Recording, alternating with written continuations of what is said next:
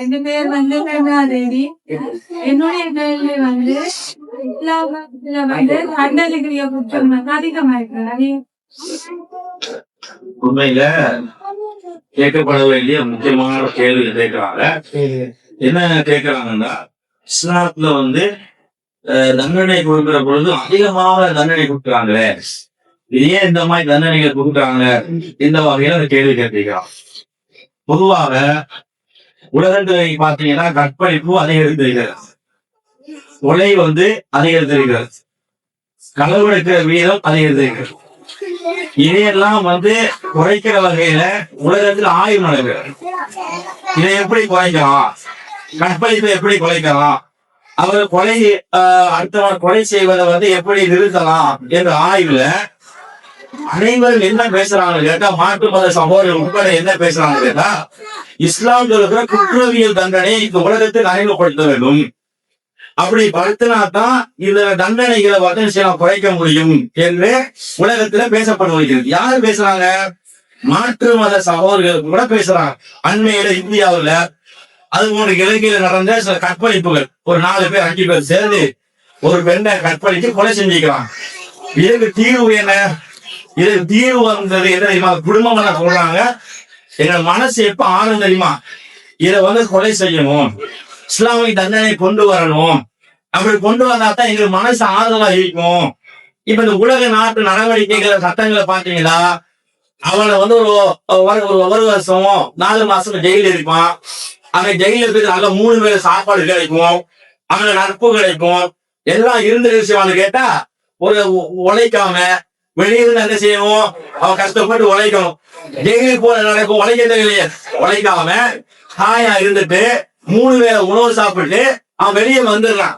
அவன் குடும்பம் என்ன பாக்குது, நம்மளோட மகளை கற்பழிச்சு கொலை செஞ்சா போறானே, நிம்மதியா தானே போறான், மகிழ்ச்சியா தானே போறான், இவனுக்கு வந்து இஸ்லாமிய தண்டனை பொருத்தம் என்று அந்த பாதிக்கப்பட்ட சமூகம், அழுகிற சமூகம் இது மாதிரியான குரல் கொடுப்பா நான் பார்க்கிறேன். ஆனா இன்னைக்கு இன்னொரு ஆய்வு நடத்துறாங்க, இந்த உலகத்தில் வந்து கற்பழிப்பு எங்க குறைவா நடக்கிறது, கொலை வந்து எங்க குறைவா நடக்கிற ஆய்வு நடத்தப்படுகிறது. நடத்தப்பட்டா சவுதி அரேபியா போன்ற அரபு நாடுகள்ல வந்து மிக மிக மிக மிக வந்து அது குறைவாக இருக்கிறது, மிக குறைவாக இருக்கிறது.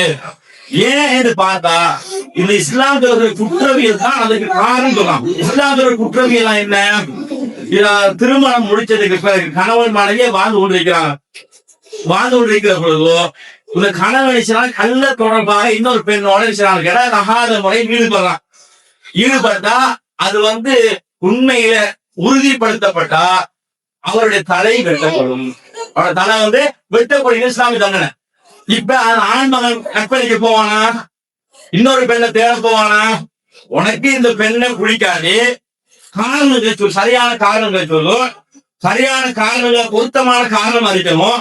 அந்த பொருத்தமான காரணமாக இருந்தா, உதாரணத்துக்கு அந்த பெண்மணிக்கு வந்து அந்த சுகம் இல்லைன்னா அவங்களுக்கு நடக்க முடியல, அவங்களுக்கு எந்த வேலையும் செய்ய முடியல, படுத்த குறைக்க அடிக்கிறாங்கன்னா அந்த ஆண் மகனுக்கு வந்து அவனுக்கு இல்லற தேவை ஏற்படும். அந்த மாதிரி நேரத்துல வந்து சட்டப்படி ஒரு திருமணத்தை இஸ்லாம் முடிக்க சொல்கிறது. அந்த பெண்ணை நீ அந்த பெண்ணை விடக்கூடாது, அந்த பெண்ணை நீ வைத்துக் கொண்டு சட்டப்படி நீ திருமணம் முடிச்சு 2 பேருக்கு நீதியான அடிப்படையில வாழ்க்கை நடந்து இஸ்லாம் சொல்கிறது. ஆனா நீ வந்து ஒரு பெண் இருக்கத்தக்க நீ சட்ட விரோதமாக நீ இன்னொரு கண்ட தொடர்பாக போனீங்கன்னா அது உறுதிப்படுத்தப்படுமாக இருந்தா ஒரு சமூகம் பார்க்க வச்சு, சும்மா சொல்றல, ஒரு மக்கள் எல்லாம் அழைச்சு எல்லாரையும் கூப்பிட வச்சு அவர் தலையை வெட்டினா இது என்ன நடக்கும்? படிக்க போயிடக்கூடாது, தவறான மதிக்க போயிடக்கூடாது, அந்த ஒரு நிலை ஏற்படுமா இல்லையா? அப்ப இதனாலதான் மாற்று மத அன்பர்கள் சகோதரர்கள் இஸ்லாமிய ஒரு குற்றவியலை கொண்டு வருகிறார்கள். அது ஒண்ணு நீங்க பாத்தீங்கன்னா, கொலை இஸ்லாத்துல கொலைக்கு கொலைதான். ஒருத்தரை வந்து கொலை செஞ்சுட்டாங்க, கொலை செஞ்சா இஸ்லாமிய தண்டனை அவனை கொலை செய்யணும். ஏன் கொலை செய்யணும்? உதாரணத்துக்கு என்னுடைய சகோதரர்கள் ஒருத்தர் கொலை செஞ்சுட்டாரு, கொலை செஞ்சா உண்மையை நான் எவ்வளவு கவலைப்படுவேன், அவனுக்கு தாய் எவ்வளவு கவலைப்படுவா, அந்த மகனை வச்சு நான் எவ்வளவு எதிர்பார்ப்போடு இருந்திருப்பா, அந்த மகனோட கையில குடும்பம் வாழ்ந்திருப்போம். இப்ப இந்த நேரத்துல அந்த மகனை கொலை செஞ்சா அந்த அழுது குழம்பி எனக்கு நீதி கிடைக்காதா, நியாயம் கிடைக்காதா பார்க்கிற பொழுது கொலை செஞ்சவன் ஜெயிலுக்கு போகிறான், 2 வருஷத்தில் பிணையில் வெளியே வருகிறான். இப்ப அந்த மகனுக்கு நீதி கிடைச்சிருமா, கவலை போயிருமா? இஸ்லாம் என்ன சொல்ல தெரியுமா?